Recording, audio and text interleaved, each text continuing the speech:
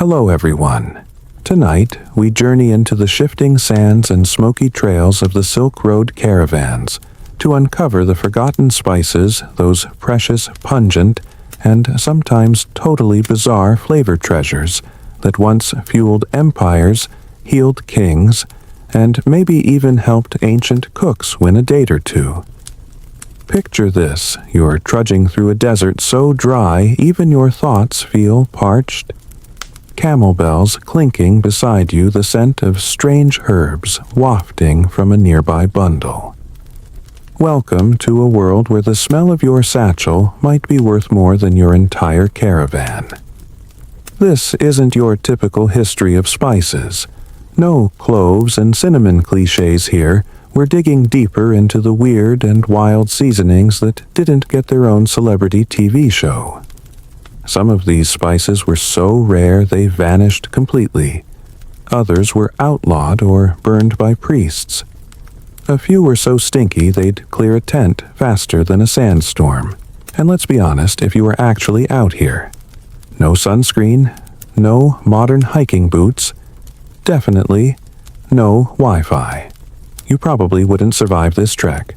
So, before you get comfortable, take a moment to like the video and subscribe. But only if you genuinely enjoy what I do here. Now, dim the lights, maybe turn on a fan for that soft background hum, and let's ease into tonight's journey together. You step into the firelit edge of a caravanserai, the desert version of a truck stop minus the nachos. The air thrums with distant animal groans, and someone is banging copper pots nearby, prepping for another round of spice-packed stew that may or may not contain actual meat. Saffron threads glint in a bowl like stolen sunlight, and your nose is already twitching from something sulfurous a few stalls away. Asafoetida, you'll learn soon. No avoiding it. The Silk Road isn't one road, not really. It's a chaotic, sprawling web of dirt tracks, mountain passes, and wind-blasted dunes stretching from China to the Mediterranean. You follow this invisible thread with your caravan zigzagging through regions where one village trades dried lizards, and the next offers mules painted with warding symbols. But what unites these disparate worlds? Spice. Spices aren't just about flavor. Along this road, they're magic medicine currency, perfume politics, and sometimes accidentally poison. The main players like black pepper and cinnamon get all the glory. But tonight's tale is about the B-sides. The overlooked seasonings tucked behind sacks of rice guarded by toothless old women who know a thing or two about scaring off evil spirits. Your camel snorts as if on cue. Someone nearby is haggling loudly over a handful of sumac berries, arguing whether they were sun-dried or just lazily forgotten under a tent flap. A trader offers you tea so dark it looks like ink infused. He claims with crushed galangal root and a drop of ambergris. You try not to ask what ambergris is just yet. You'll find out soon enough, and your eyebrows will raise at least an inch. The night air cools your skin, which is red and raw from the brutal sun. You wrap yourself tighter in your robe, sniffing the spice-laden air, and wondering how people survived this journey regularly. And yet they did. Caravans crossed deserts, jungles, and mountains, not just for silk or gold, but for flavor, because the ruling classes of Persia, Rome, and China weren't about to suffer bland soup. Mainstream history books will tell you the Silk Road was about silk. And sure, silk's in the name. But dig into old merchant logs and palace inventories, and you'll find costus root-dried tamarind myrrh and even silphium. Yes, the now extinct herb some scholars say was the ancient world's most effective birth control. Imagine losing an entire plant because everyone liked it too much. That's one way to go. You settle near a fire pit where two traders are debating loudly over the authenticity of some cardamom pods. One swears they're from the Western Ghats. The other mutters about cheap substitutes from the Levant. Historians still argue whether there was a reliable way to verify spice origins without licking them. But let's just say fakes were common and sometimes deadly. A bell rings a low, resonant tone. That means a new caravan's just arrived. More traders, more gossip, more bundles of pungent roots wrapped in goat hide. You hear snippets of conversation someone smuggled silphium seeds hidden in clay dolls. Someone else claims to have found fresh long pepper near Taxila. One merchant boasts that his grandfather swallowed cubeb berries whole to keep from sneezing during negotiations. You suspect he's making that part up, but who knows? A younger boy brushes past you carrying something wrapped tightly in leather strips. You catch a glimpse, bright orange strands, soft and fragile. Saffron. It's so valuable, it's transported like jewels, sometimes under guard. One spice seller in Damascus, you'll hear later, built an entire home from just 5 years of saffron profit. And here you are, worried about your travel snacks melting. A gust of desert wind sweeps in, scattering ash and pepper flakes. You shield your face, coughing slightly, as someone laughs behind you. First timer, they say, in a friendly tone. You nod and laugh along, even as your throat burns from whatever mystery powder just lodged in your sinuses. As the night deepens, stories begin to flow quietly at first, then louder, as fermented date wine loosens tongues. A tale about fenugreek used in an Egyptian priest's bread recipe. Another about a Chinese envoy who bribed a barbarian chief with cardamom-scented oil. One particularly strange story involves a mastic hunting expedition on the island of Chios that may or may not have ended in an accidental goat stampede. You lean back, eyes adjusting to the flickering shadows. Around you, the spice trade lives and breathes. You're not just watching history, you're inhaling it, tasting it, listening to it through gossip and half-truths wrapped in saffron-scented steam. And you're only at the beginning. So, take one last sip of that mildly questionable tea. Tomorrow you'll follow the cinnamon smugglers. You wake with a crust of dust on your lips and the low grumble of camels shifting their weight nearby. The caravan is already stirring. Somewhere, a kettle whistles over a brazier, its steam curling up like incense. You rub your eyes and reach for a crust of flatbread, hard as clay but warm, and it tastes faintly of cumin and something else, something woody. Cinnamon, but not just any cinnamon. This is true cinnamon, the kind that came from deep within the forests of ancient Ceylon, modern-day Sri Lanka. Before grocery store shakers and pumpkin-spiced everything, cinnamon was rare, revered, and surrounded by enough myth to fill a few desert nights. And right now, it's tucked into a trader's pouch 2 camels ahead of you, next to a bundle of beetle-stained parchment and what might be a severed monkey paw. Don't ask. The story begins far away from here on the misty coasts where cinnamon trees cling to tropical soil. You'd think it would be easy to harvest, you just shave the bark right. But ancient traders went to absurd lengths to hide cinnamon's true source. Arab merchants told tall tales of giant cinnamon birds that built nests with the sticks high in cliffs, making it impossible for ordinary people to harvest. According to the tale, they'd lure the birds with heavy chunks of ox meat, then wait for the nests to collapse from the weight. Voila, cinnamon. Of course, that was nonsense, probably cooked up by traders to inflate the price. And it worked. For centuries, European buyers believed cinnamon had to be harvested by the brave or the mad. The secrecy wasn't just for drama. If people knew where to get it directly, middlemen would be cut out. and no one likes a cut in their profits. As you trudge behind the caravan, the scent of warm, sun-baked cinnamon seems to float off someone's saddlebag. Your guide, a man with more teeth missing than present, tells you this true cinnamon is lighter, more delicate, more floral than its tougher cousin cassia. Cassia's what gets passed off in most markets. It's thicker, stronger, and, frankly, cheaper.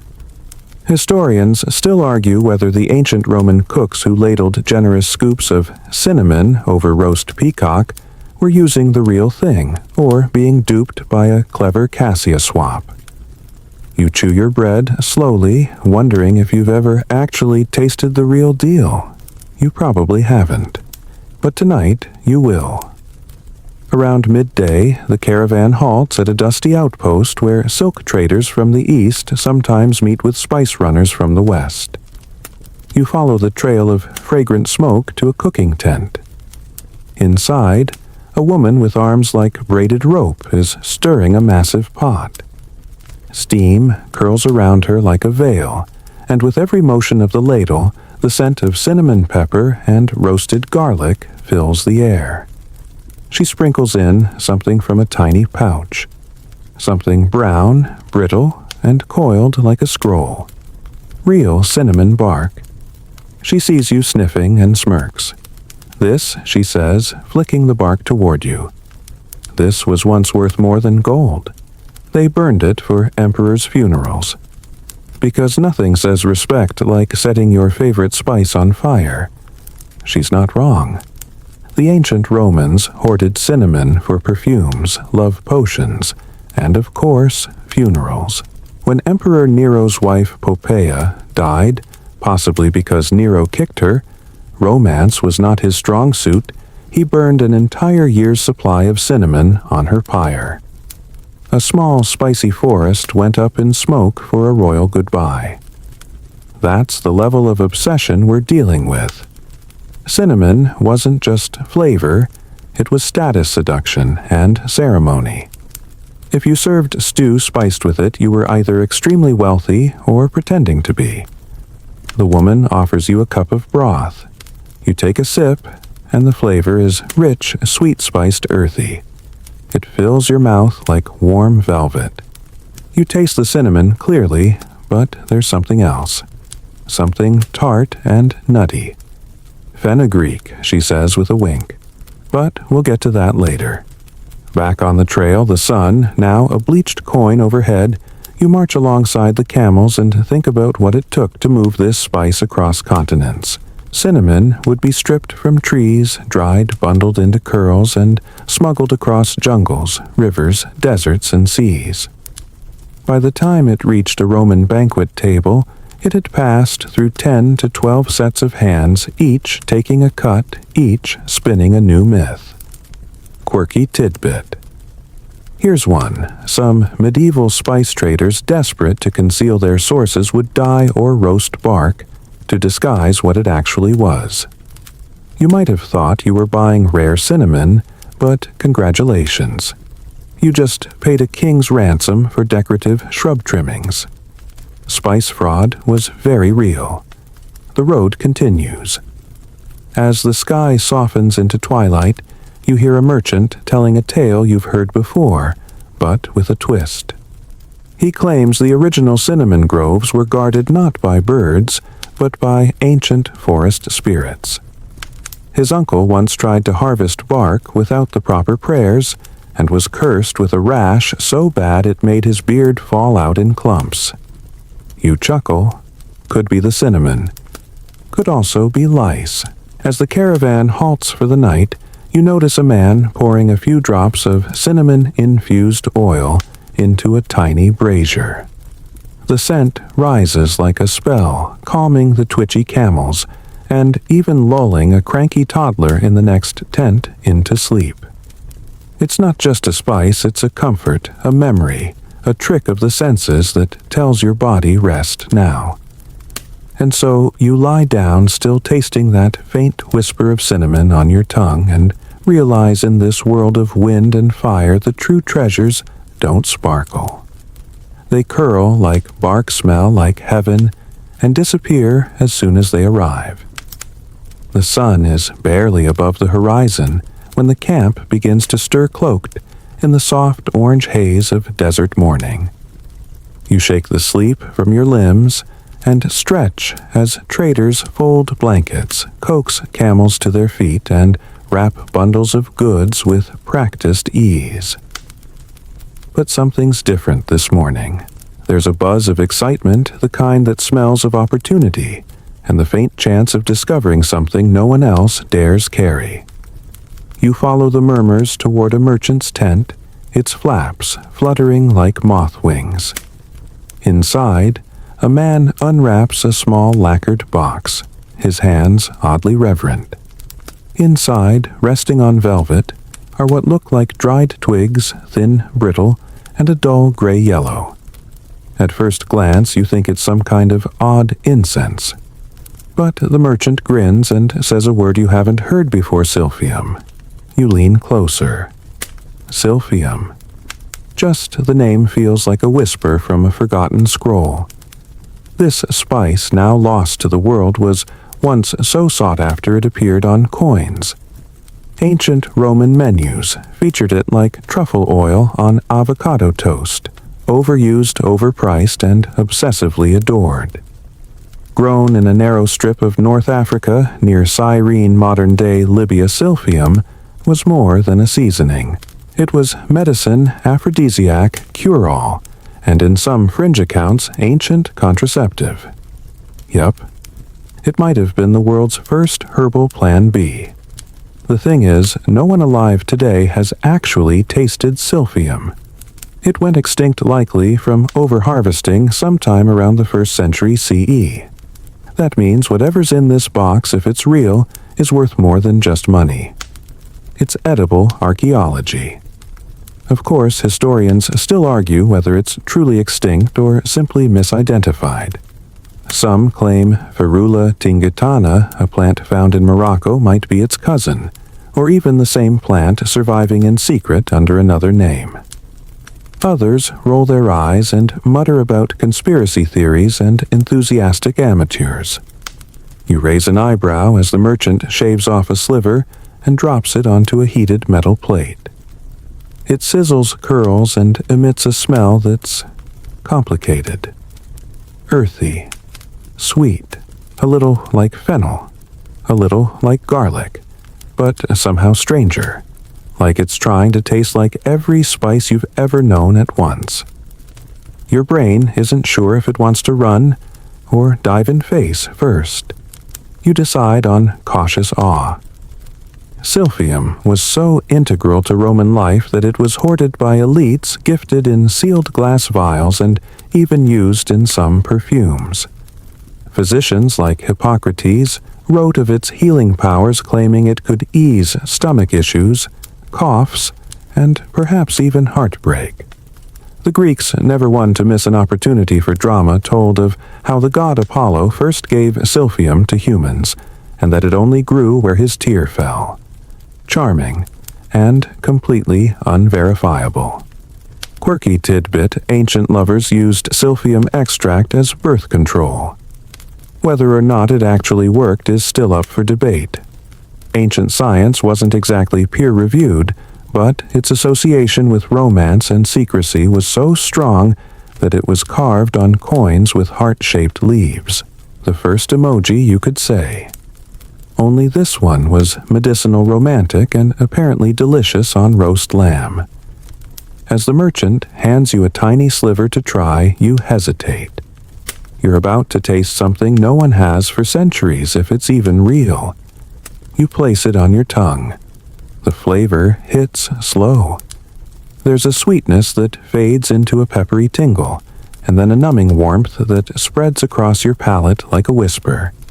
It's not showy like chili or heavy like cumin. It's elegant, like a memory you didn't know you had. You're not sure whether you've just eaten a priceless relic or an elaborate fake made from kitchen scraps and strong perfume. But you don't care. For a few seconds, you've traveled backwards in time, dining like a lost emperor. Back outside, you catch wind of an argument. Another trader claims that what you just tasted was not real silphium, but a blend of asafoetida and fennel powder, doctored with dried honey and powdered resin. No one has silphium anymore, she scoffs. It's a legend. And maybe it is. But the magic of spice isn't always in the taste, it's in the stories. Even fake silphium tastes different when it's wrapped in centuries of longing and half-truth.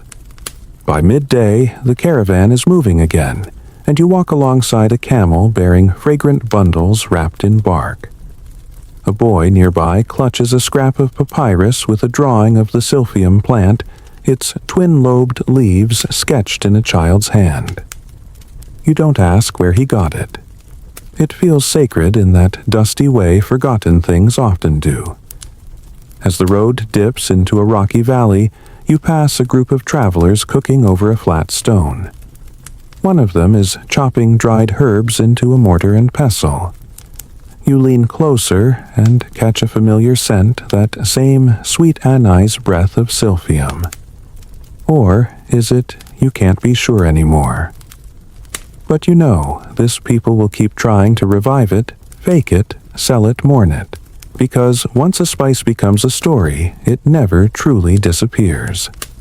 That night, under a sky so dark the stars look punched into velvet, you hear a musician play a slow tune on a reed flute. Around him, old traders talk about the last stock of silphium, supposedly gifted to Emperor Nero himself, who according to some ate it whole in one bite. A fitting finale for both a spice and a man with no concept of moderation. You breathe in, catching a trace of that strange, ambiguous scent still clinging to your memory. If silphium is truly gone, maybe it's better that way. Some flavors aren't meant to be captured in spice racks. They're meant to haunt you. The sound of camel bells is your alarm clock now. A dry wind rattles the flap of your tent, carrying with it the faint aroma of pepper and smoke. You stretch, yawn, and step out onto gravel that crunches beneath your sandals. Ahead, the caravan is preparing to break camp traders, barking in half a dozen languages. Bundles being lashed tight with frayed rope goats, bleating disapprovingly at everything. Today's journey leads you into a drier, harsher landscape. Ridges of rust-colored rock and plains that shimmer with heat. But you barely notice. Because today, your thoughts are consumed by one thing: long pepper. You might think you know pepper. It's that thing you twist over pasta, right a polite sprinkle beside salt. But long pepper. That's the original. Before black peppercorns became the spice cabinet standard, it was long pepper that ruled the ancient world. A spindly, wrinkled little cone that looks like a baby pine cone but packs enough heat to make your tongue do cartwheels. Long before the Silk Road was even called, the traders were hauling this fiery stuff from the hills of India through Persia into the Mediterranean. The Greeks called it piper longum, and boy, did they love it. Hippocrates wrote about it. Pliny the Elder complained about how expensive it was, and Apicius Rome's Gordon Ramsay without the Twitter account used it liberally in his recipes.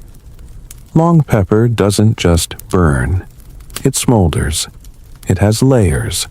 A tingly heat that creeps up like gossip at a royal banquet, followed by a subtle sweetness and a slightly fermented kick. Modern chefs are rediscovering it now, but back then it was gold. Or at least priced like it. As you walk beside a horse-drawn cart carrying bundles of herbs wrapped in palm leaves, you spot a trader holding up a dried cluster of long pepper. For brave tongues, only he teases. You accept the challenge and bite off a tiny piece. Mistake. Your eyes water. Your nose runs. A fire starts behind your ears. The trader cackles and hands you a skin of water, then adds, "You should taste it with wine." Still sniffling, you learn how long pepper was considered a luxury among luxuries. In ancient markets, it often sold for more than black pepper. And it wasn't just about the taste. Long pepper was thought to cure everything from toothaches to lethargy. Indian Ayurvedic texts praised its warming properties. Chinese apothecaries recommended it for stomach cramps. Medieval Europeans naturally assumed it could cure the plague. Spoiler, it could not. Historians still argue whether long pepper fell out of favor due to supply issues, or simply because black pepper was easier to ship and store. Either way, it faded into obscurity, replaced by its rounder, milder cousin. You wonder what else we've forgotten, not because it was worse, but because it was inconvenient. At a roadside fire, a cook is pounding spices in a stone mortar. You lean closer and see the blend long pepper cumin, dried mint, and a pinch of something floral, maybe saffron. The result smells like warmth, like earth, like something you'd rub into lamb before wrapping it in fig leaves. The cook gestures for you to sit and offers a slice of meat. You bite. The heat is there, but it's balanced, grounded. The long pepper doesn't shout. It whispers. You respect it more for that. The quirky tidbit, some Roman doctors believed long pepper could reverse aging. Not slow it. Reverse it. Rub a little on your gums down a few drops of honeyed wine, and you'd practically Benjamin Button your way through dinner. No one recorded actual results, but the faith was strong. Even stronger after 2 glasses of wine. As the caravan winds deeper into the desert, you begin to notice how many goods, especially spices, depend on stories. Long pepper isn't just a seasoning. It's a promise. Of warmth, of vigor, of status. Some travelers carry only a few stalks tied with red string to show their wealth. Others carry sacks of the stuff not for sale but for bribes, favors, and barter. In places where money means little, spice speaks louder. You pass a group of teenage boys roasting dates over coals. One sprinkles crushed long pepper over the fruit before passing it around. The heat and sweetness together are intoxicating. The boys laugh at your cautious chew. It grows in the western Ghats, one says, but only if the soil is wet with the first monsoon. Too early, it's bitter. Too late, it turns black. You nod. Timing, apparently, is everything. As the day ends, you find a quiet spot to sit. The horizon bleeds into darkness, the stars winking awake one by one. In the distance, a trader is retelling a story you've now heard 3 different ways. A Roman senator who died with a pouch of long pepper sewn into his robes. Some say he thought it would bribe his way into heaven. Others say he just couldn't bear to leave it behind. You roll one of the spindly cones between your fingers.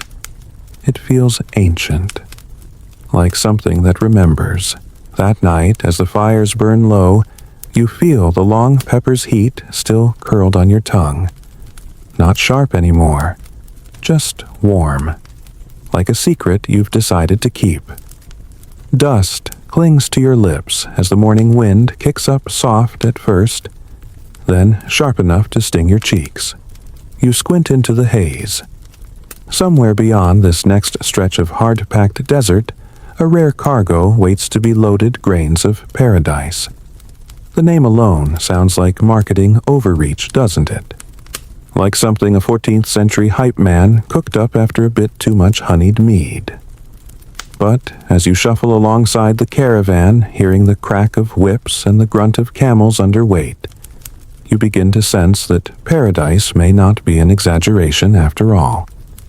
Grains of paradise are small, reddish-brown seeds, slightly rough and almost unassuming to look at pepper-adjacent, but with flair. Native to the lush, humid coastlines of West Africa, specifically around modern-day Ghana and Liberia, they rarely made it this far east on the Silk Road. But when they did, Oh, they made an entrance. You could trade a handful for a bolt of silk, a pair of good boots, or the undivided attention of a spice dealer who thought they'd seen it all. You arrive at a junction where the main road diverges toward the Red Sea ports. There, under a low awning made of frayed canvas, a Berber trader pours out a cloth sack of these legendary seeds. He invites you to chew one. You hesitate, but curiosity, as usual, wins. The moment your teeth break the seed's shell, it's like someone dropped a miniature spice bomb into your mouth. First, peppery heat, then citrus, then something almost floral like cardamom and ginger had an enthusiastic child and sent it off to study the culinary arts. You cough, you laugh, you reach for another. This is pepper with a personality disorder, and you love it. The seeds get their exotic name from European traders who, not knowing where they actually came from, vaguely attributed them to the coast of paradise, a poetic euphemism for somewhere far foreign and fragrant. In medieval Europe, especially when black pepper grew expensive or hard-to-source grains of paradise stepped in as a flavorful substitute. In fact, some clever merchants would secretly cut their pepper stock with these and hope no one noticed. Spoiler, sometimes no one did. Historians still argue whether grains of paradise ever held equal footing with true pepper in the East, or if their fame was primarily a European obsession. While ancient African traders clearly valued them the extent to which they permeated Silk Road, cuisine remains debated. Some recipes suggest they were ground into rich meat stews and perfumed broths. Others argue they were used more for medicine than meals, which brings us to the quirky bit in the Middle Ages. Grains of paradise were believed to heat the blood and boost choleric humors, which sounds like a very classy way of saying, get you worked up. Love potions, aphrodisiacs, and male vitality tonics often included these firecracker seeds. One dubious folk remedy even involved stuffing them into your boots to invigorate the legs. Imagine running a marathon on cayenne foot powder. That kind of invigorating. You watch as a merchant ties off a pouch of grains in waxed cloth and tucks it under his robe. He's not selling it today. It's a gift, or a bribe, or maybe a love letter without ink. That's how precious these seeds are. They don't just spice food, they stir hearts, strike deals, settle debts. By midday, you're riding on a mule beside a spice scholar from Damascus. He speaks slowly, the way people who know too much often do. Grains of paradise, he says, don't grow in paradise. They grow in marshes, among crocodiles. But the name works, doesn't it? You nod. Branding matters even in antiquity. He chuckles and tells you about how European brewers used the seeds to flavor ale before hops became the standard. Some monasteries guarded their supply like sacred relics. Others may have gotten a bit too liberal with the dosing. Drunk monks and burning tongues, he says with a grin. What a combination.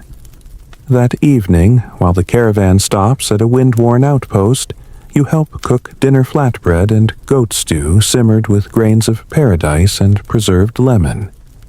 The smell draws a crowd. The taste silences them. Later, someone sings. Another taps a rhythm on a beaten brass bowl. And you sit there licking the heat from your lips, realizing something important. Some spices are born to dominate. Others sneak in, change the rules, and vanish before you even know what happened. Grains of paradise are the latter. Quiet revolutionaries. As the stars glimmer into focus and the fires burn low, you roll one last seed between your fingers. You consider tucking it into your own boot just to test that old vitality theory. Instead, you drop it into your pocket. Tomorrow brings a more desert, more dust, and more stories to chew on.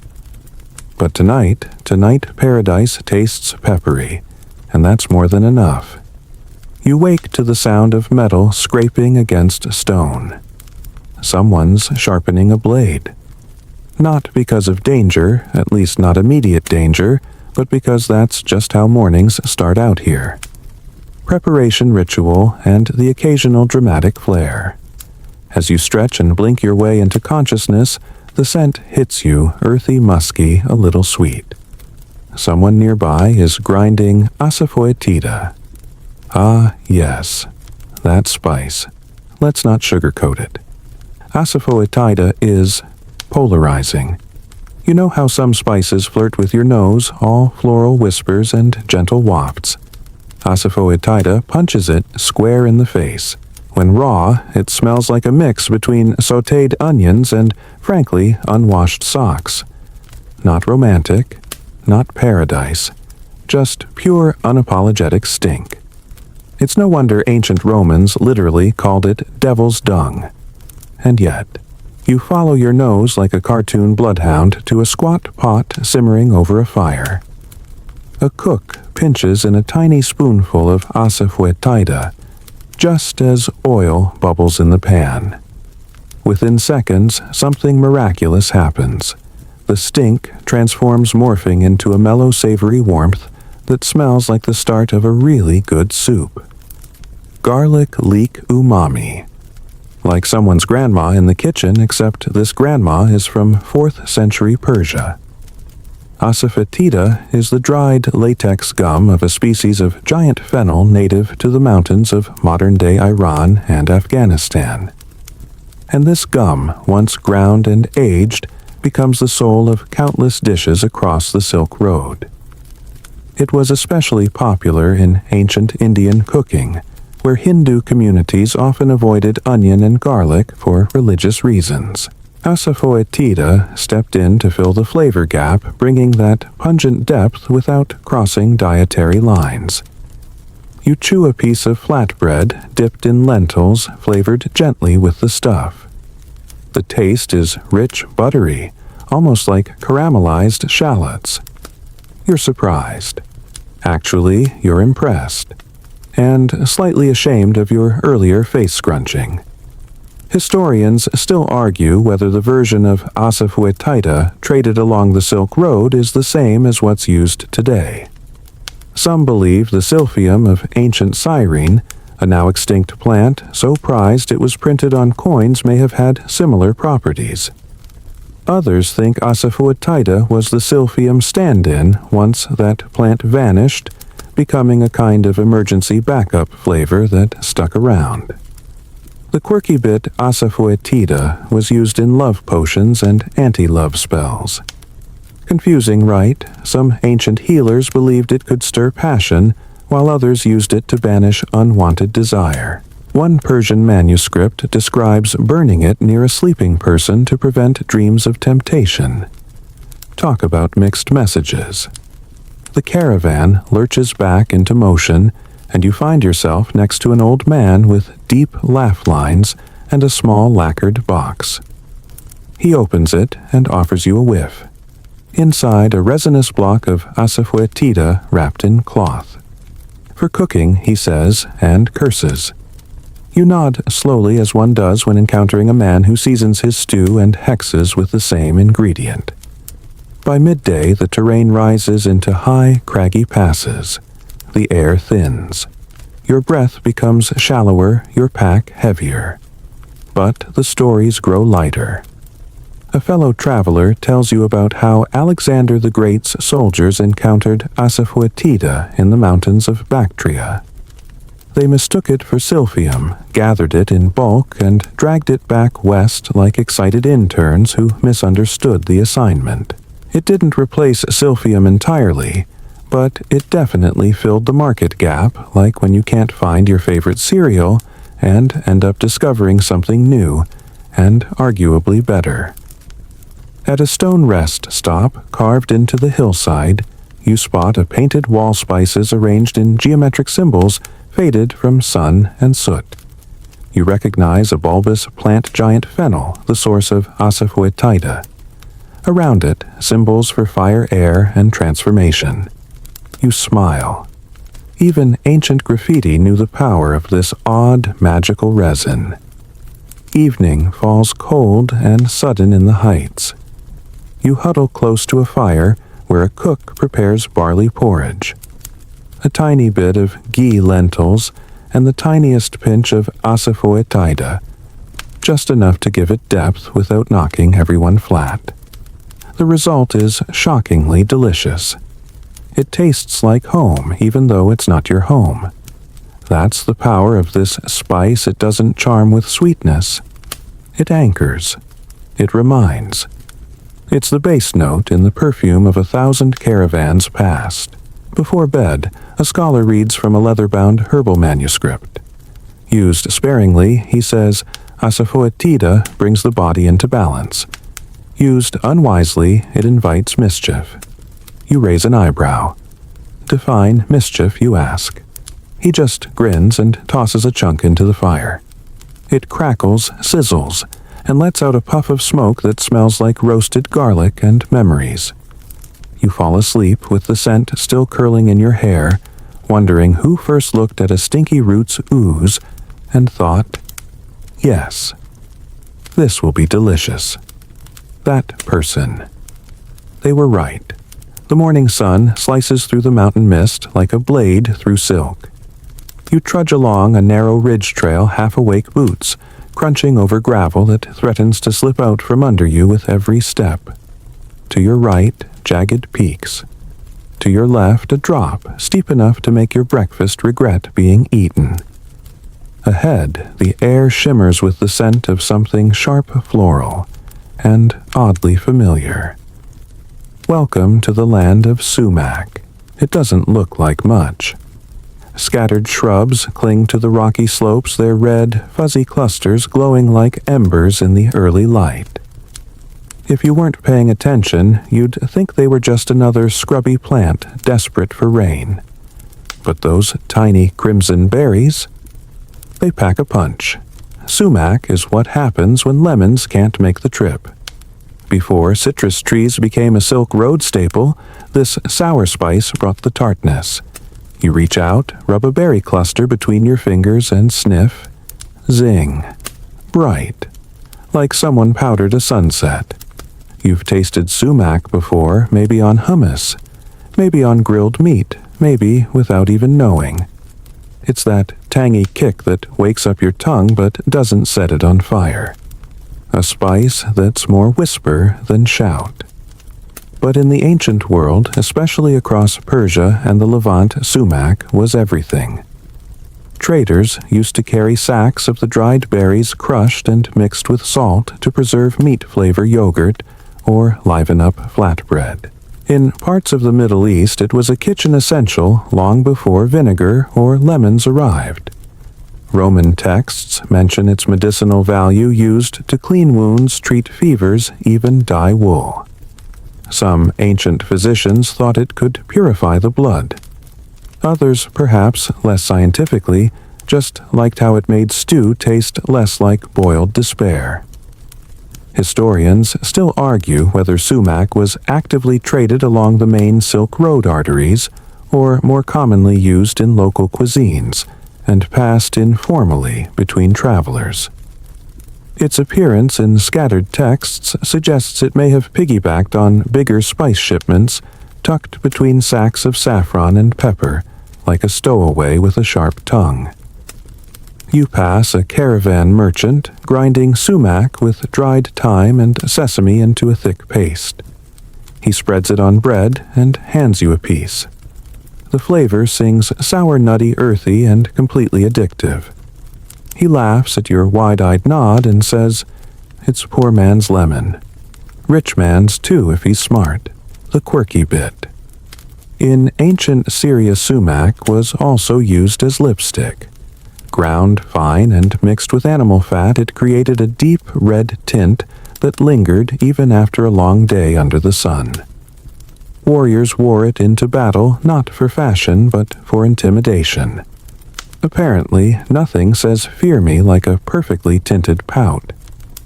As you descend toward a valley where olive groves sprawl like green lace over the earth, you hear a group of women singing around a large stone mill.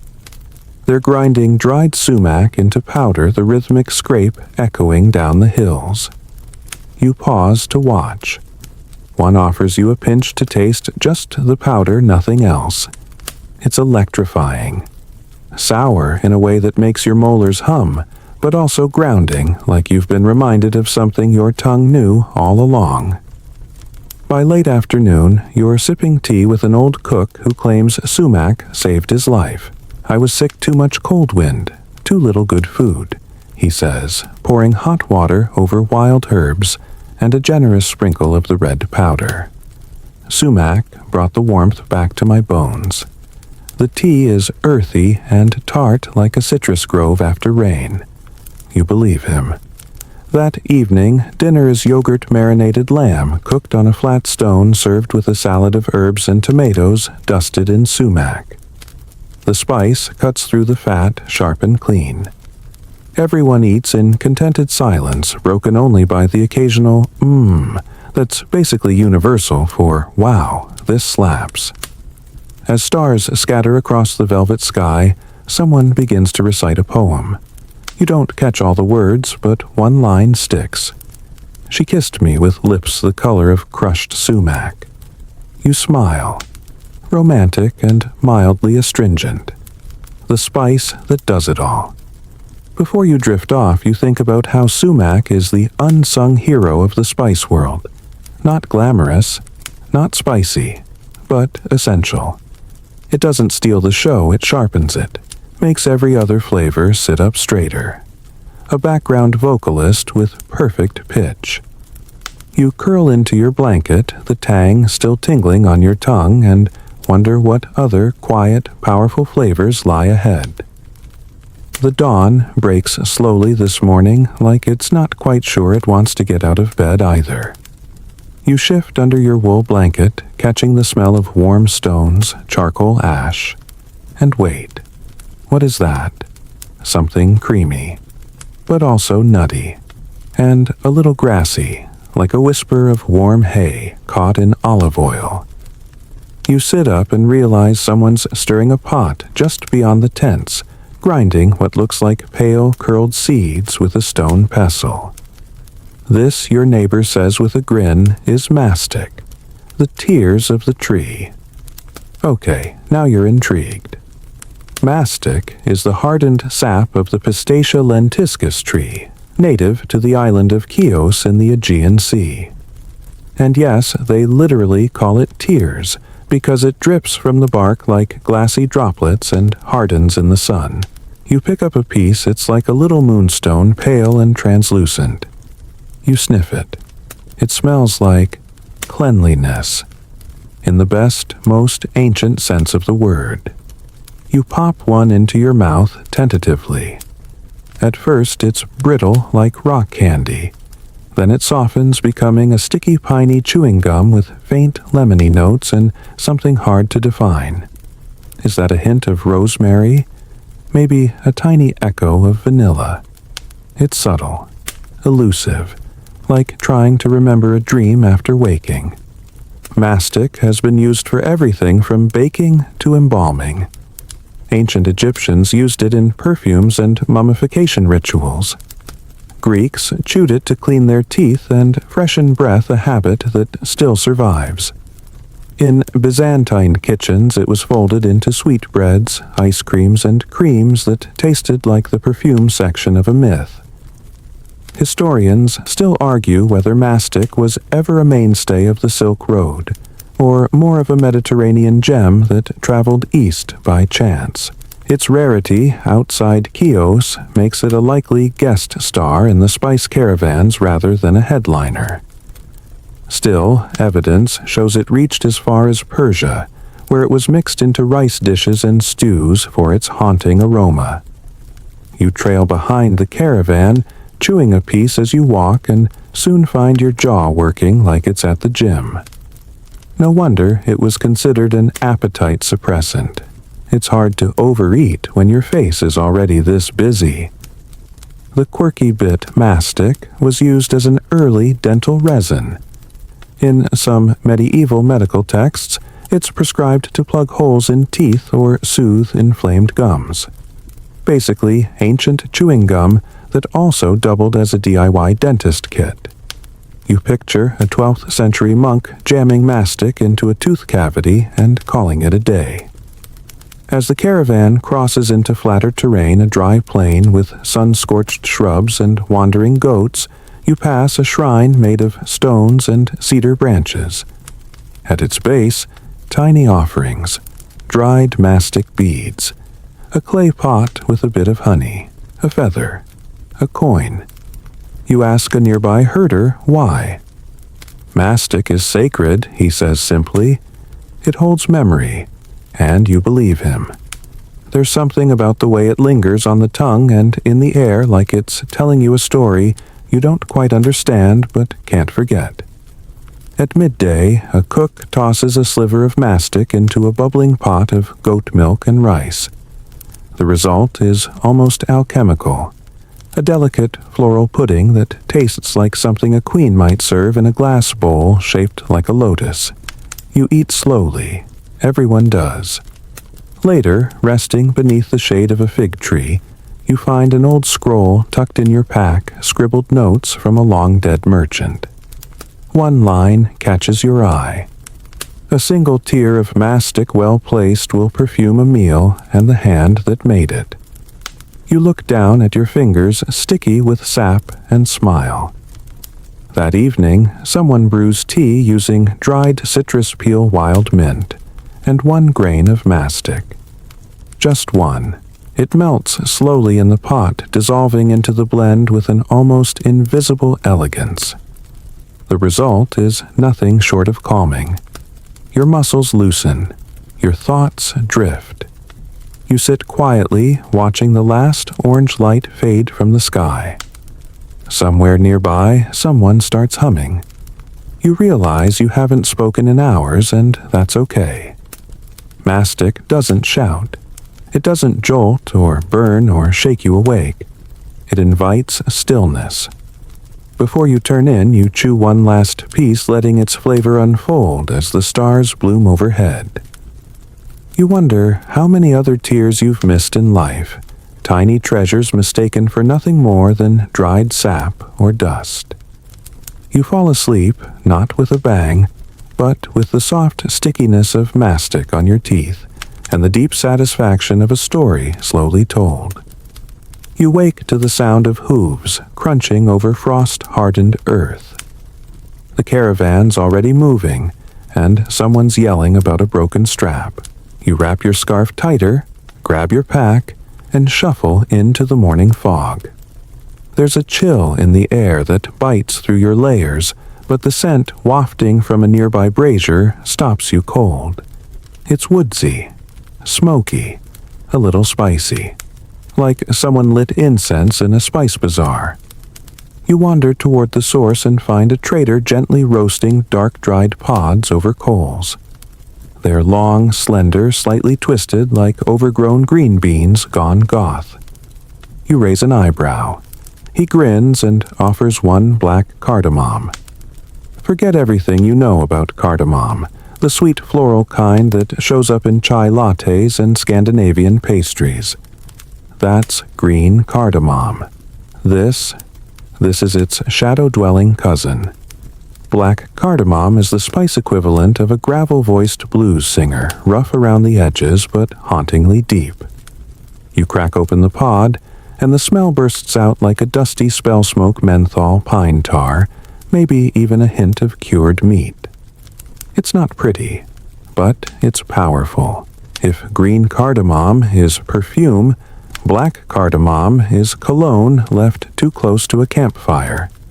It's native to the eastern Himalayas, places like Sikkim and Bhutan, where it grows in the shade of high-altitude forests picked by hand and then smoked over open flames to dry. That smoke is part of its identity, not an accident. It infuses the seeds with complexity depth and a whisper of forest ghosts. You toss a pod into a pot of lentils simmering over the morning fire. The change is instant. Everything smells fuller, rounder, like the dish just remembered its own backstory. Historians still argue whether black cardamom traveled west via the Silk Road or remained a largely regional flavor tucked into Himalayan kitchens. Some point to its appearance in ancient Persian stews as evidence of its reach, while others think the Silk Road traders preferred the more precious green variety, which fetched higher prices and fewer wrinkled noses. You eat your breakfast slowly, thick porridge with black cardamom, turmeric, and ghee. It's smoky savory, with just enough bite to wake you up without jolting your senses. You'd call it comfort food, but this version might punch your comfort food in the face first, and then tuck it in afterward. The quirky bit. In some parts of Tibet and Nepal, black cardamom is used to scent animal bedding. Yes, bedding. Not just because it smells strong, but because it's believed to repel pests. You imagine goats sleeping on perfumed hay and laugh quietly to yourself. Spa Day Himalayan Edition. Later, you fall into step beside a weathered spice merchant, whose entire donkey load smells like a walk through an apothecary with no fire code. She tells you how black cardamom is used in funerary rites in remote villages to mask the scent of burning and to guide the spirit onward. Some spices are for the body, she says. This one is for the breath between worlds. By midday, the caravan winds into a pine forest so thick the sun only filters through in lace patterns. The air smells like sap moss and damp wood. You could get lost here. You kind of want to. At a clearing, you watch a local dish being prepared: yak meat, slow-cooked with potatoes, garlic, wild ginger, and black cardamom. The aroma is outrageous, like a stew that's lived 5 lives. You accept a bowl and sit cross-legged to eat. Each bite tastes like smoke and thyme. Someone tells a story about how warriors used to rub black cardamom oil on their armor before battle. Not for protection, just to make sure their enemies remembered the smell. A sort of olfactory signature. If I fall, one old proverb says, "Let the trees know my scent." That night, by the fire, someone brews a strong herbal tea with black cardamom, cinnamon, and a bit of dried apricot. It hits your chest like a warm brick, and settles in like a friend who doesn't say much but always shows up when you need them. You lie back, eyes half closed as the stars blink through the canopy above. Black cardamom is not a spice that whispers sweet nothings. It's a spice that tells you the truth, lights a fire, and hands you a blanket. It may not be the Silk Road's prettiest offering, but it might be its most honest. And somehow that's enough. The caravan slows as the desert begins to shimmer with the heat of midday. Sand stretches in all directions, gold fading to white, until the horizon itself seems unsure where to draw the line between earth and sky. You shift in your saddle and feel the sweat pooling in your back, your neck, your patience. Everything smells like sun-baked leather and tired camels until someone unties a small lidded jar. It's cool to the touch, smooth and surprisingly heavy for its size. The trader lifts the lid, and instantly the air changes. It's like someone exhaled luxury. Sweet, woody, slightly balsamic with an undertone that makes your brain whisper, "This is expensive." That's because it is. You're meeting agar wood, also known as oud, and it's one of the most prized scents in the world. You blink. Wait, this was a spice. Well, sort of. Agar wood toes the line between perfume medicine and incense depending on who's holding it. It's the result of a particular tree, Aquilaria, being infected by a specific mold. The tree fights back by producing a fragrant dark resin deep inside its trunk. It's like botanical revenge, and it smells divine. Harvesting agar wood isn't just difficult, it's a gamble. Only a fraction of these trees ever produce the resin, and identifying which ones is part science, part superstition, and part blind luck. Whole forests have been probed, felled, and sniffed in the pursuit of oud. This rarity, it's why a single kilogram of high-grade agar wood resin can cost more than gold.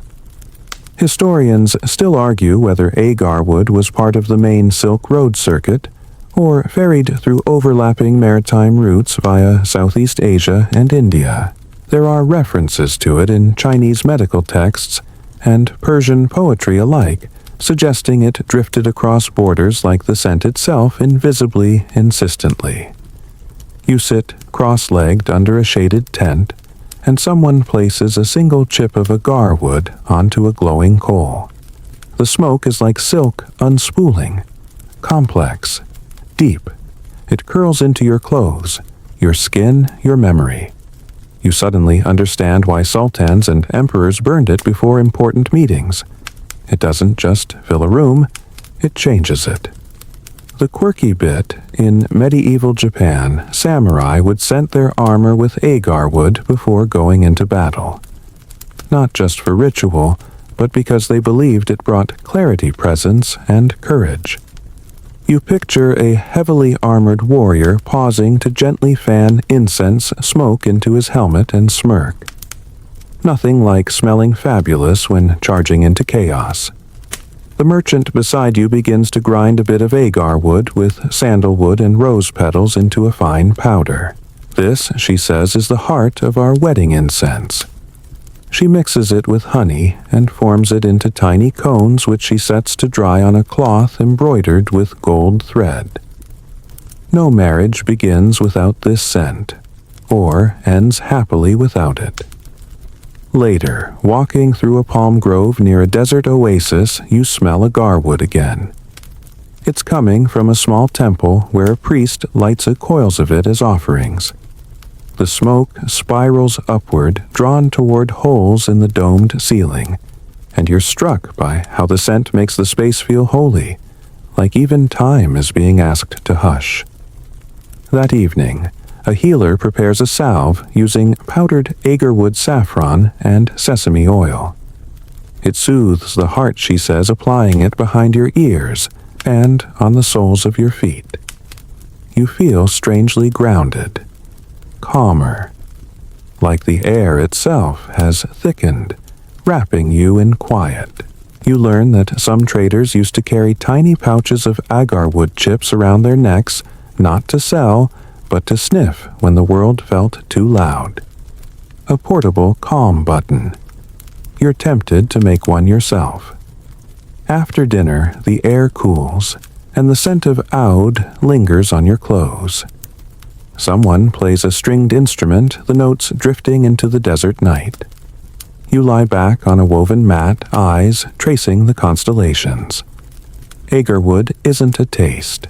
It's a presence, a vibe, a luxurious sigh woven into the very breath of old-world trade. And here, on the edge of the Silk Road, where dust settles on every thought, it makes the whole world smell like a story you almost remember. The road turns rocky again, dust giving way to gravel and uneven slopes. You hear boots sliding over loose stone, and every pack animal suddenly sounds 10 times heavier.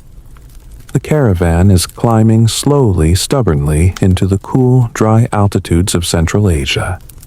The heat breaks, your breath clouds, and as the path curves around a sun-washed ridge, someone passes you a flat, linen-wrapped bundle.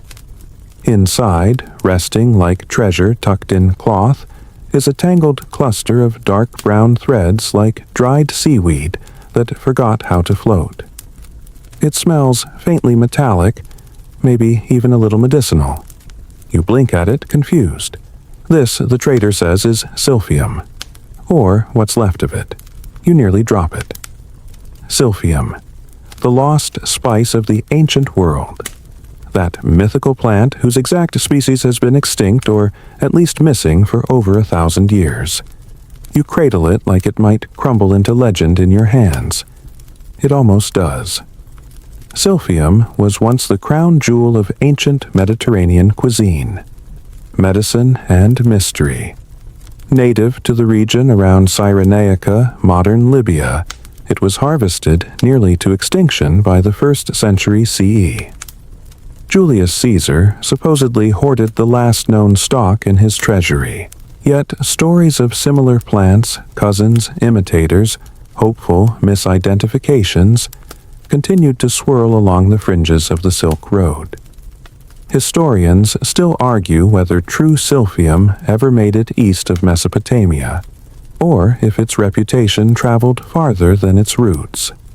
Some believe a close relative, Ferula tingitana, found in parts of Central Asia, was passed off as silphium to credulous buyers.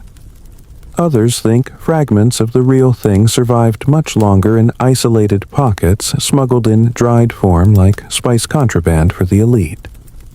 You break off a flake and sniff. It's earthy, yes, but sharp like roasted leeks, and dry myrrh had a secret child. When you lick your finger after touching it, not the most scientific method, but we're being realistic here. There's a strange bitterness, followed by something warm, almost savory. It doesn't quite fit any modern flavor profile. It just is. The quirky bit, ancient texts claimed silphium could cure everything from indigestion to heartbreak. More controversially, it was used as birth control. Pliny the Elder mentions it explicitly as a feminine regulator, which has led to centuries of speculation about whether the Romans accidentally eradicated their own herbal contraceptive. One more tally in the long list of human oops. Later, at a remote outpost where the caravan stops to rest, an elder prepares a rare stew for honored guests. She adds wild mountain onions, goat meat, barley, and a pinch of what she calls the memory herb. As the pot simmers, that metallic leek aroma blooms. Found it once, she says, tapping the side of her nose. In a cave market. Trader said it came from a Roman grave. You're not sure if she's joking. You taste the stew. It's complex, oddly familiar. Like a forgotten sauce from a dream or the ghost of an old cookbook whispering in your ear. After dinner, you sit beside her fire and learn the local lore. That silphium once grew wherever the stars touched the soil, that it vanished not from overharvesting, but because people stopped listening to plants. It was a gift, she says, and we didn't say thank you. You sleep that night with the faint scent of silphium on your fingertips, wrapped in layers of wool and wonder.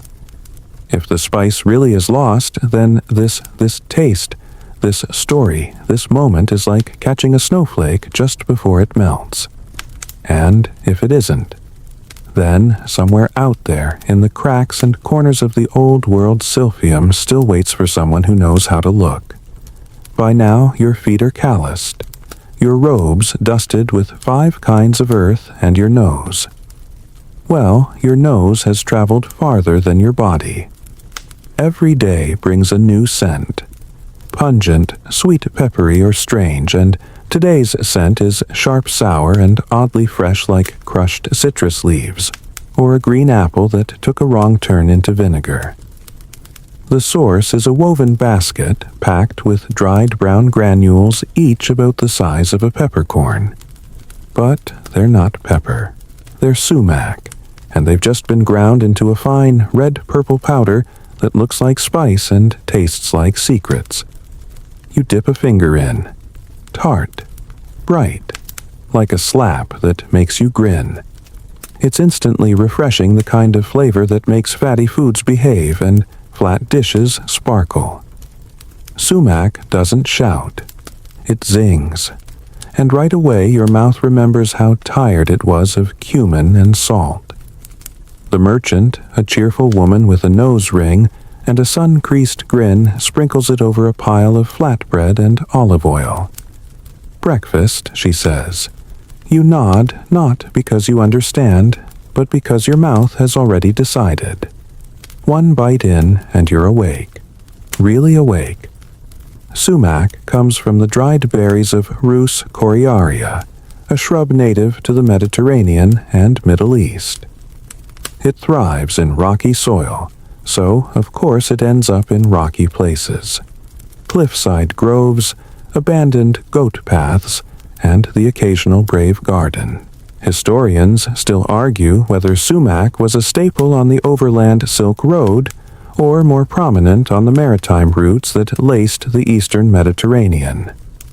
What's clear is that Roman, Persian, and Arab cuisines all prized it not just as a seasoning, but as a souring agent before lemons became the standard.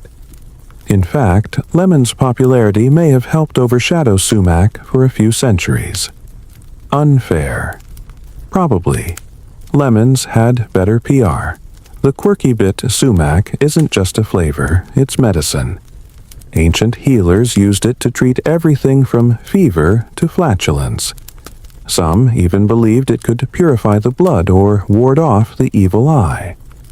In medieval Jewish texts, it's described as both spice and symbol, a protector in red robes.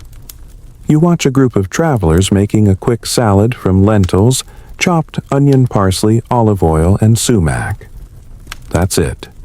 5 ingredients. And it tastes like something served in a palace garden with doves cooing in the background and a eunuch fanning your soup. Later in the day, under the thin shade of a fig tree, you see sumac being used in dye work. Mixed with iron and water, it stains fabric a deep reddish brown. A different kind of permanence. One that whispers color where once there was only thread. As you walk, the scent of sumac seems to follow, clinging to your fingertips, your lips, your thoughts. You begin to notice how it's woven into local markets, not in jars or boxes, but as part of the landscape. A dusting on grilled meat. A smear inside a clay oven. A pinch offered as an apology for bland tea.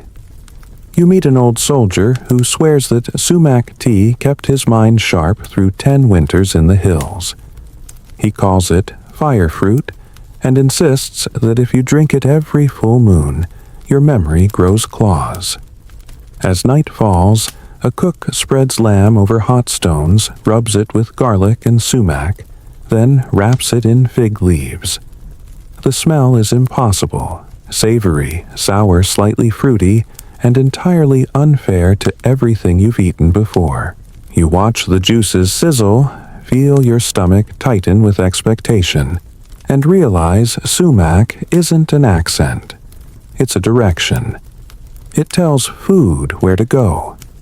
You sleep that night with your mouth still tingling, your thoughts spinning. The stars overhead look sharper somehow, like they've been dusted with spice. You dream of pomegranates, war songs, and feasts that never end. Sumac has no perfume. No thick, smoky scent like cinnamon or oud. But it has presence, a crispness that slices through the heavy air of the caravan trail like a glass of cool water in the middle of a sandstorm. And some nights, that's exactly what you need.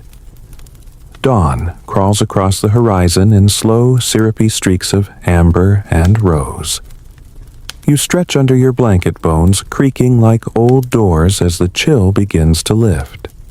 Someone's grinding something in a stone mortar nearby. The rhythmic thump, thump, thump has a hypnotic feel to it, but the scent that yanks you upright. It's strong, unmistakable. Anise, mint, pepper, and something sharp and herbal all dancing together in your nostrils. You shuffle over and peer into the mortar. Green, curled seeds roll inside, releasing their oil with every pound. You're meeting ajwain, also known as carom seed. You've probably mistaken it for cumin at least once, maybe even twice. But once you smell it up close, really breathe it in, you realize Unwind doesn't whisper cumin's smoky earthiness. It slaps. It shouts. It says, "I clear sinuses and make dull stew sing." The trader grinding it glances at you. For the flatbread, she says, tilting the mortar. And the stomach, and the wind. You pause. Wind. She pats her belly and laughs. Ah, got it. Unwind hails from the eastern reaches of the Silk Road, India, Persia, and the edges of North Africa. It's a powerhouse in traditional medicine and cooking alike. Boil it, chew it, roast it, crush it. Unwind doesn't need finesse to work. It just needs space. Historians still argue whether Unwind was as prominent in Western Silk Road trade as cumin or coriander. There's a sparse mention of it in early European herbals, but it shows up robustly in Persian and Indian medical texts. It may have flown under the radar, overshadowed by its sexier cousins. Or maybe it was so common in some areas no one bothered to document it. Kind of like socks. The quirky bit Unwind was once believed to help protect against plague. During outbreaks, some healers would burn it with ghee, creating a pungent smoke thought to cleanse the air. Did it work? Maybe not. But hey, it probably cleared your nose while the world burned. At breakfast, Unwind gets mixed with black salt and lime juice into a digestive paste.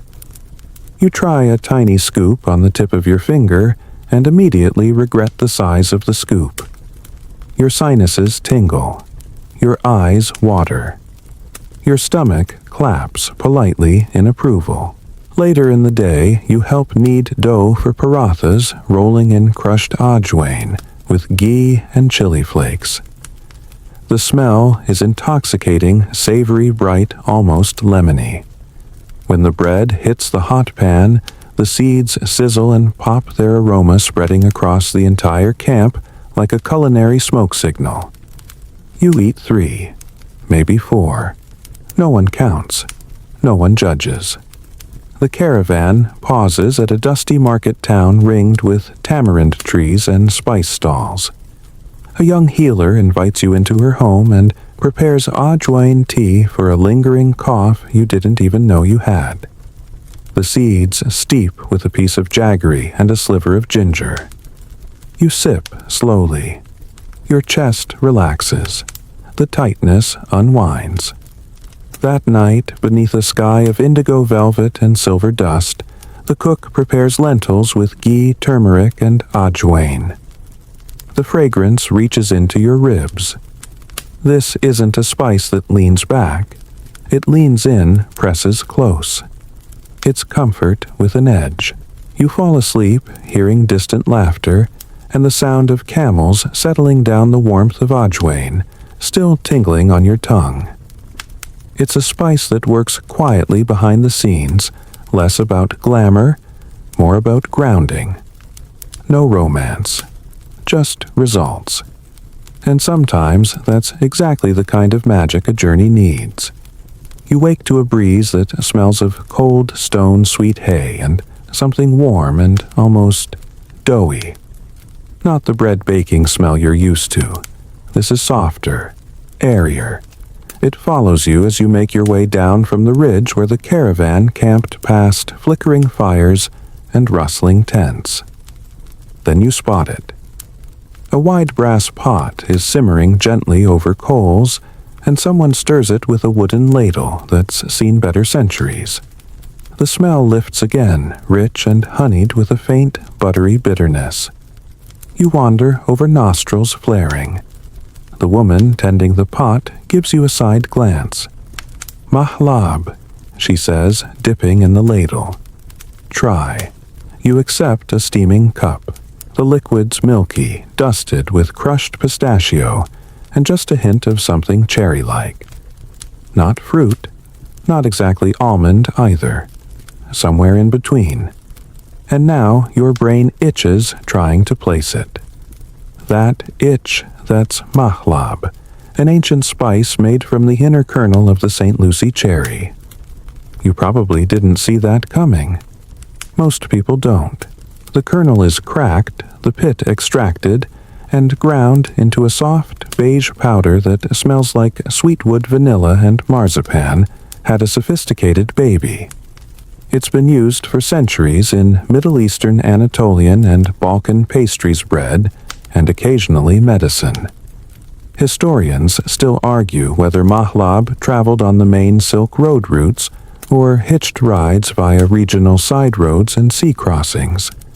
Its limited shelf life made long-haul transport tricky, so it was often used fresh and local. But in areas like Aleppo, Baghdad, and Constantinople, it became a staple of spiced bread traditions, adding an aromatic whisper to doughs meant to impress God's guests or grandmothers. The quirky bit mahlab was once believed to act as an aphrodisiac.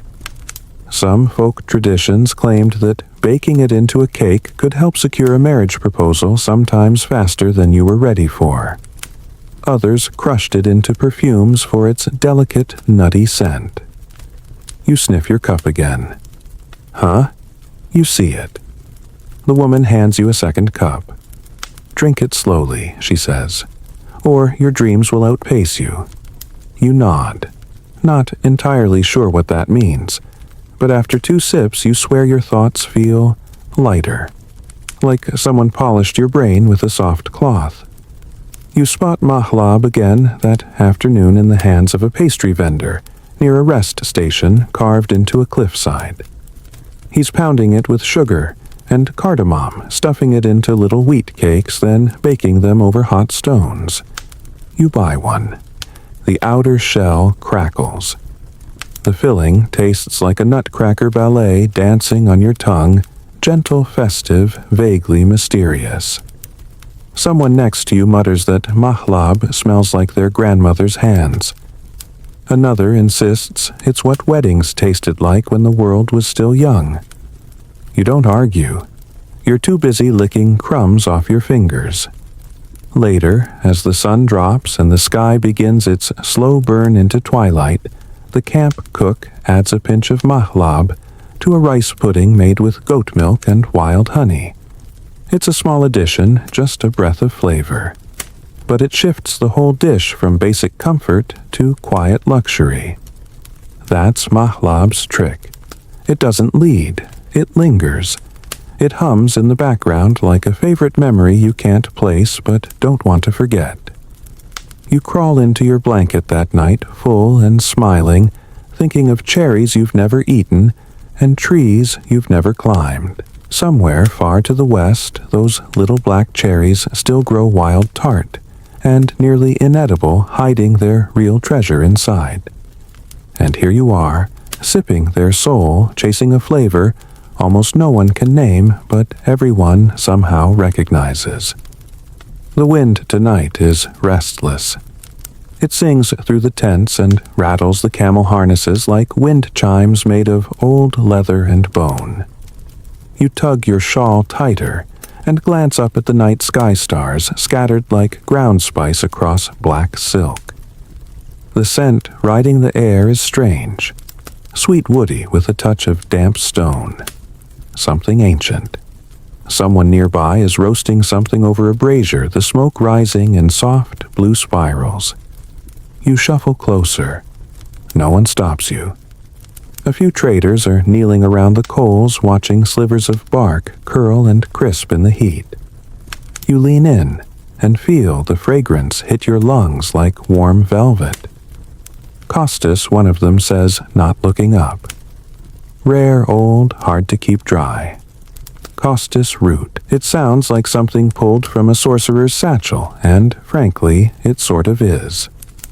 This woody, fibrous root, which comes from Sosurea costus, was once more valuable than gold in some circles. It grows in the Himalayan foothills, often harvested by hand at high altitudes and traded in dried bark-like chunks or ground to a fragrant powder. In ancient times, costus made its way through Indian Ayurvedic medicine, Egyptian incense blends Roman perfumes, and even Jewish ritual offerings. The Greeks called it kostos, and the Romans imported it for use in hair oils and healing salves. It wasn't just a spice, it was a status symbol. Historians still argue whether costus was widely traded on the main Silk Road or remained a niche product for elites. Some records suggest caravans carried it from Kashmir all the way to Antioch and Alexandria, where it was used in temple rituals and as a fixative in perfumery.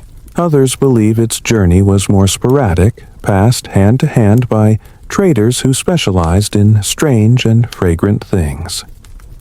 The quirky bit, costus root, was sometimes used in funerary rites, not for the dead, but to prepare the living to speak with them. In some traditions, the smoke was believed to open the mind's eye. Whether it worked or just smelled amazing is, well, open for debate. You watch as the trader grinds a small piece and adds it to a blend of rose petals, myrrh, and sandalwood. The resulting incense smells like old temples, velvet prayer rugs, and time itself exhaling. You close your eyes and breathe deeply.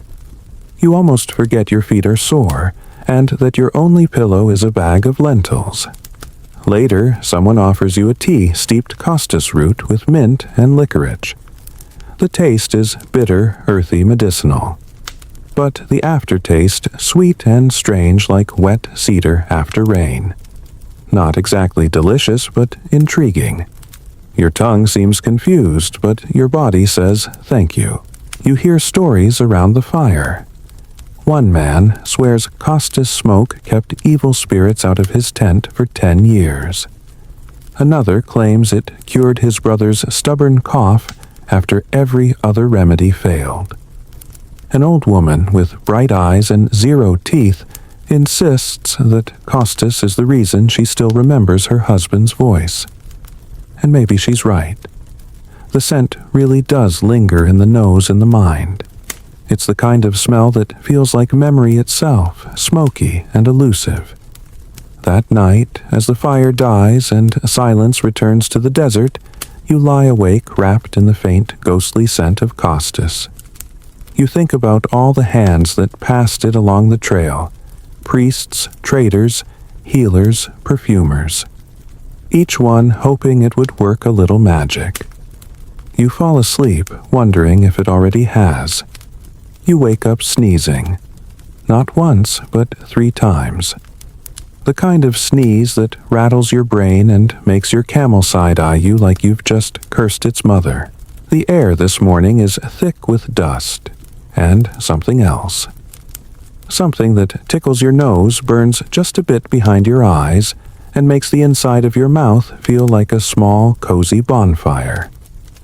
It takes a while, but you finally trace it to a pile of yellowish powder, tucked into a leather pouch near the spice trader's tent. You open it carefully and immediately regret it. The cloud that puffs out smells like spicy mustard, raw garlic, and a touch of diesel fuel.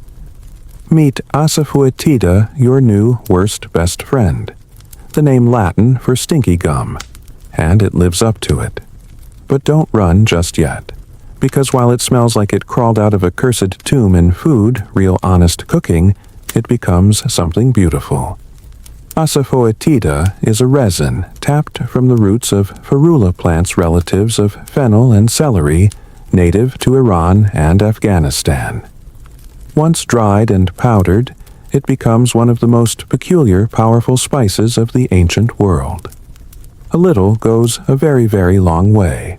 Historians still argue whether the prized silphium of ancient Roman fame used as medicine spice and even birth control was actually a now extinct cousin of Asafoetida.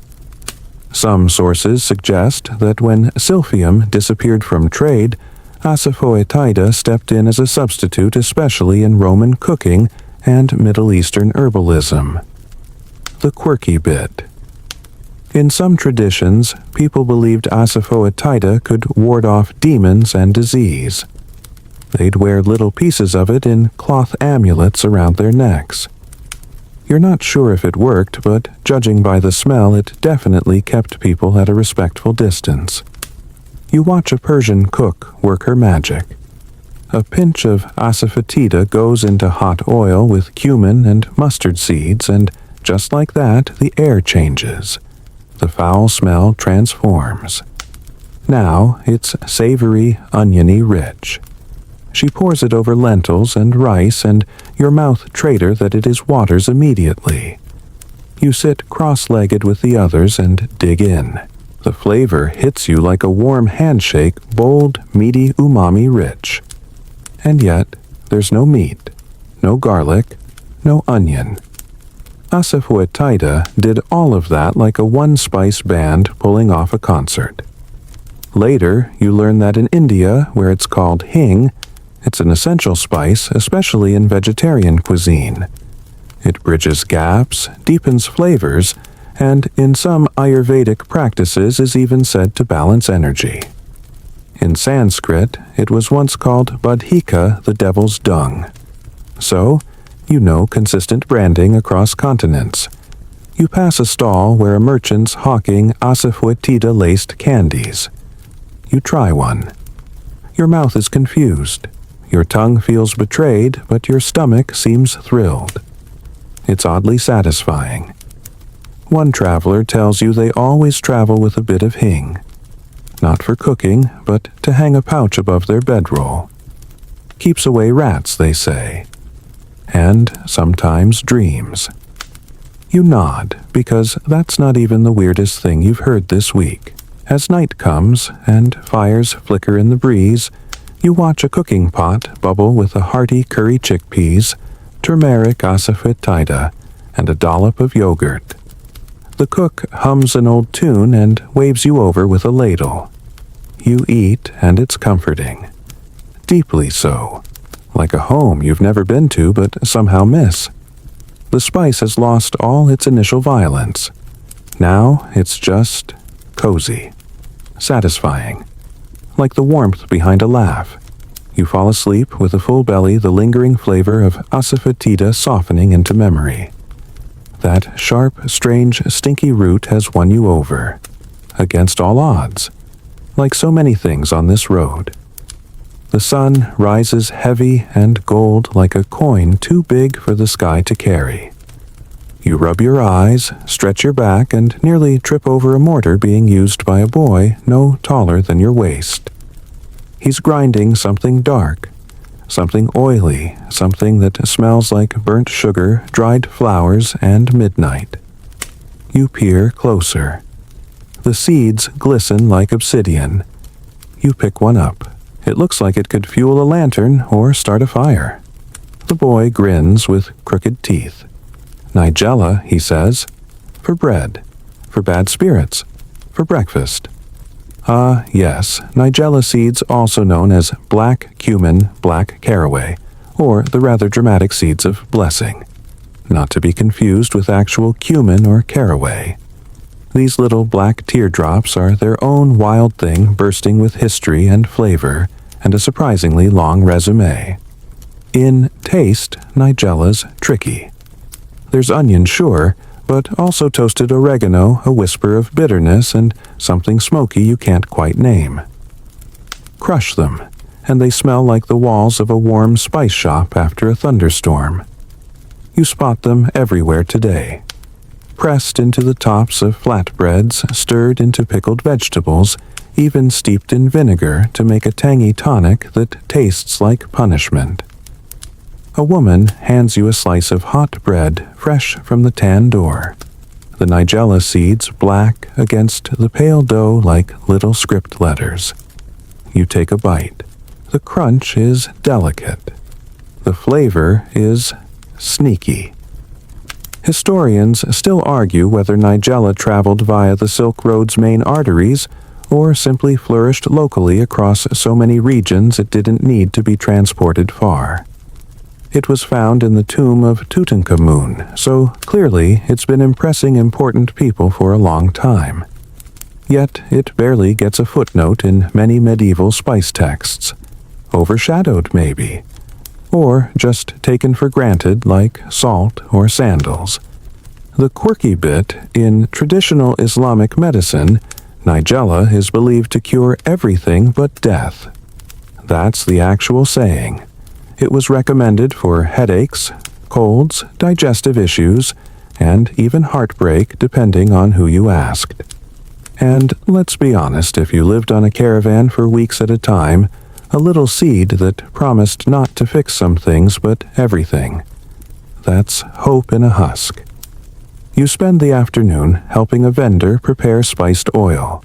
She heats mustard oil until it shimmers, then tosses in nigella fenugreek and dried chilies. The seeds crackle like applause. The smell is mesmerizing, nutty, sharp, slightly peppery. She pours it over green mango chunks in a big ceramic jar. Give it 3 days, she says, then it will bite. Later, a traveler tells you his mother used to rub nigella oil into his hair before long journeys. Keeps the head cool, he explains, and the lice worried. You wonder which mattered more. That night, dinner is lentils, rice, and eggplant, cooked down to velvet spiced with turmeric and topped with toasted nigella. You eat slowly. It's the kind of meal that tastes simple until the second bite when the layers start to unfold. The stars come out less a sky and more a scattered reflection of the fire below. The boy from this morning is still grinding seeds in his little mortar, still humming something tuneless and sweet. You crawl into your blanket thinking about how such a tiny thing could travel so far, do so much, and still be so quiet about it. Nigella doesn't shout. It whispers, and somehow that makes it all the louder. The next morning, the camp smells like breakfast and ambition. You follow the trail of sizzling oil and fresh dough until you reach a low pan bubbling with something golden. The cook tosses in a fistful of tiny seeds, and they pop like miniature firecrackers, releasing a smell so savory, so nutty, so oddly comforting. You pause mid-step. Fenugreek, someone says behind you like it's both a fact and a warning. You've heard of this one. Fenugreek, the humble seed that smells like maple syrup when cooked and like a gym sock when raw. It's a spice of contradictions, just like the road you're walking.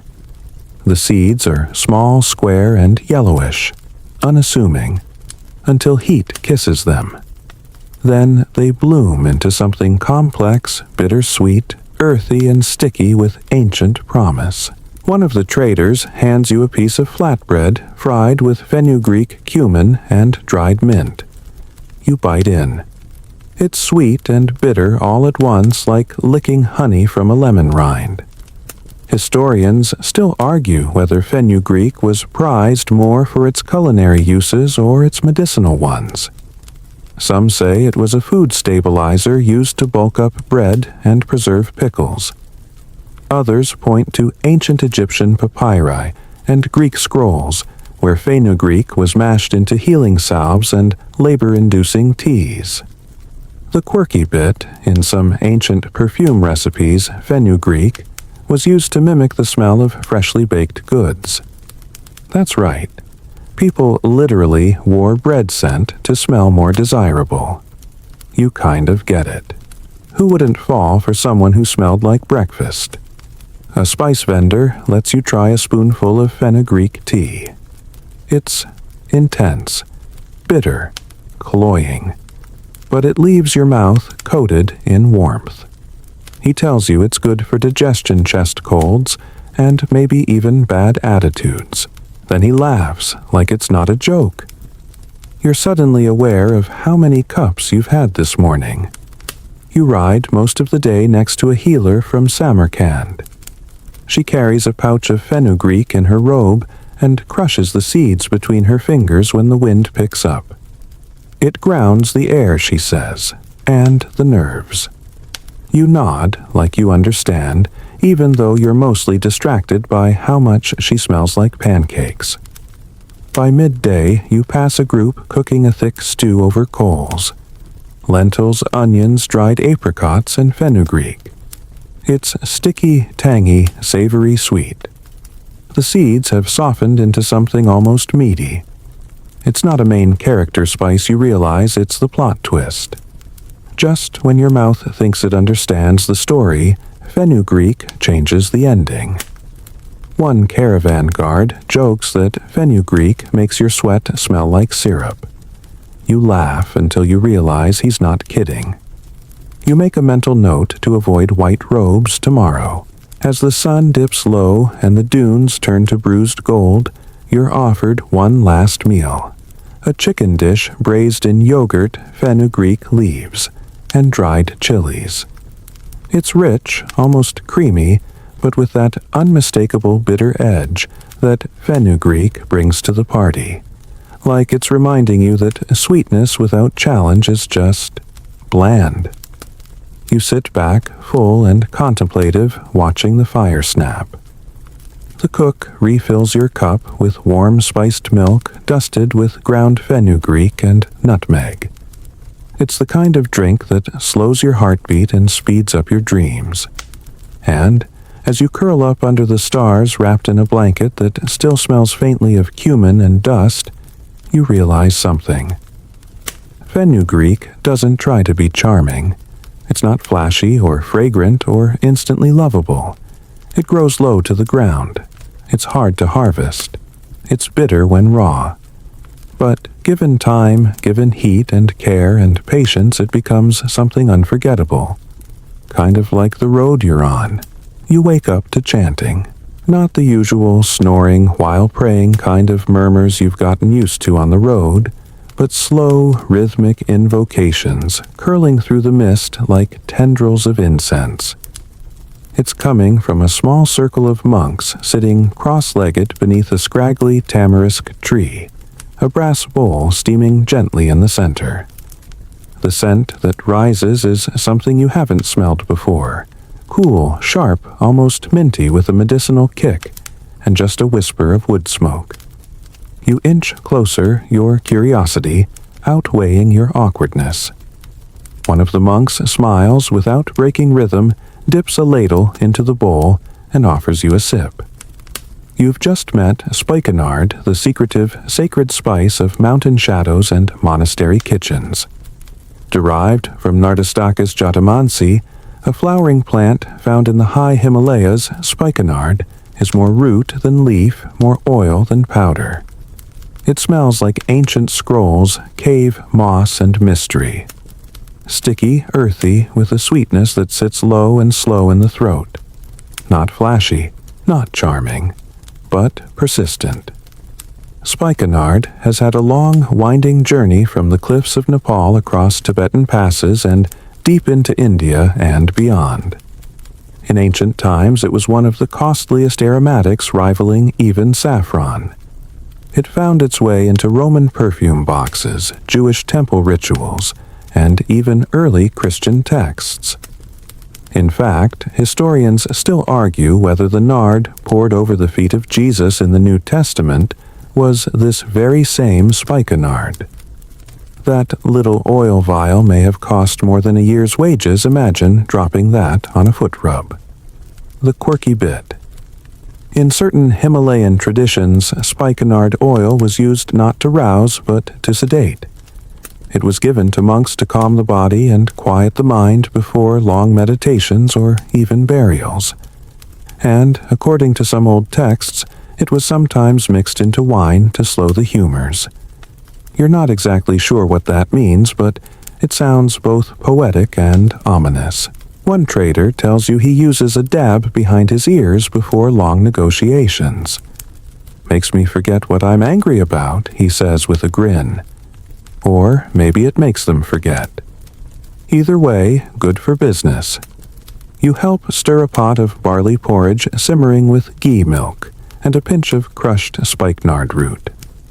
The smell is haunting, like sweet grass and forgotten temples. You take a bite, and it tastes slow. That's the only word that fits. Like it's asking you to stop, breathe, and listen to your own pulse. Later, a healer shows you how she infuses spikenard in sesame oil to massage into sore joints.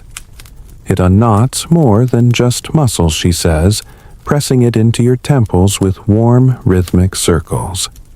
For the first time in days, your thoughts stop tap dancing behind your eyes. That night, you sit near the edge of camp, watching the moonlight thread its way across the dunes like silver thread in a black carpet. Someone burns a pinch of powdered spikenard root on a coal, and the smoke curls like a lazy dragon. You lean back and let it wrap around your senses. The desert goes quiet. Even the camels seem to hush. And for a moment you forget how far you've walked, how sore your legs are, how many days it's been since your last bath. Spikenard does that. It doesn't shout, it hums.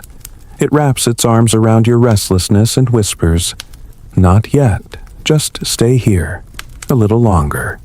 And you do. The road's dust clings to your skin like a stubborn secret.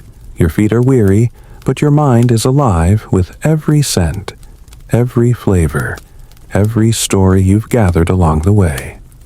As the caravan winds down near a bustling oasis town, you pause and breathe deeply. The air here is different, sweeter, richer, scented with a symphony of spices that pulse through the marketplace like the heartbeat of the ancient Silk Road. You spot a trader carefully unwrapping a bundle of dried petals. The aroma is heady floral and strangely nostalgic. You're holding rose petals, but not just any roses. These are the delicate crimson gems from the famed Persian rose gardens, treasured as much for their fragrance as their magic. Rose petals have been woven into human history for thousands of years, in perfumes, in wines, in healing ointments. They were carried by caravans as precious cargo valued not just for their scent, but for their ability to calm the spirit, ease the skin, and even flirt with the heart. Some historians still argue whether the famed attar of roses traded along the Silk Road originated in Persia or India, but everyone agrees it was a luxury that whispered wealth and romance. The quirky part, rose petals were sometimes used to mask less pleasant smells, kind of like ancient air fresheners for the spice-burdened traveler. You chuckle, remembering how your nose waged war with asafoetida a few days back. It seems roses and asafoetida are natural frenemies in the world of fragrance. You follow the scent to a stall where a vendor is preparing a rose water syrup.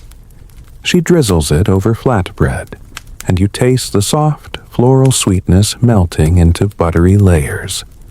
It's like eating a memory of springtime, a brief, fragrant reprieve from the dust and heat.